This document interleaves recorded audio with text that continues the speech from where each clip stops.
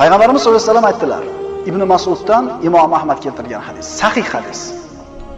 Agar bir kishiga g'am va qayg'u yetsa, u shunday desin. Payg'ambarimiz buyuryapti.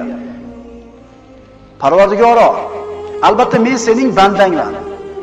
Qulingning o'g'li, cho'ringning o'g'liman.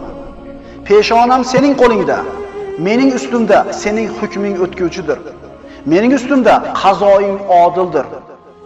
Sening har bir isming bilan o'zingni o'zing nomlagan yoki mahluqotlardan biriga o'zing o'rgatgan yoki o'z kitobingda tushirgan yoki o'zing huzuringda g'ayb ilmida olib qo'ygan ismlaring bilan Qur'onni qalbimning bahori, ko'ksimning nuri qilishingni, g'amim va qayg'ularimni ketkazuvchi qilishingni so'rayman desa, Alloh uning g'am qayg'ularini ketkazib, xursandchilikka almashtirib qo'yadi.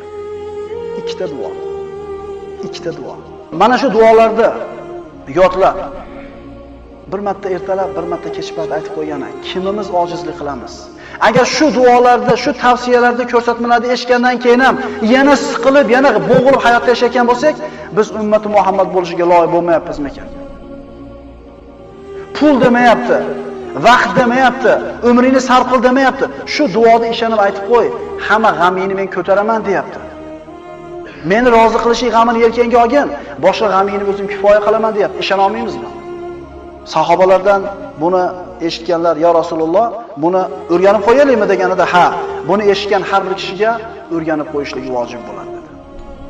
Demak, zamonimizda keng yozilgan, yoyilib ketgan mana shu torlik, asab torligi, qalbning torligi, stress, nervniligimiz ketishini xohlasak, g'am tashvishlarimizni ko'tarilib, qarzlarimizni ketishini xohlasak, nima qilaylik ekan? Ko'proq ishlaylik ekan. Nima? Namozni qo'yib qo'yib yana bir reys qilaylik ekanmi shu reysni? Yoki harom bo'lsa ham shu olib kelmasdan sotaylik ekanmi? Birodalar, g'amni biz hal qilmaymiz.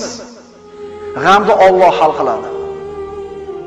Alloh subhanahu va taolo o'zi tavfiq bersin.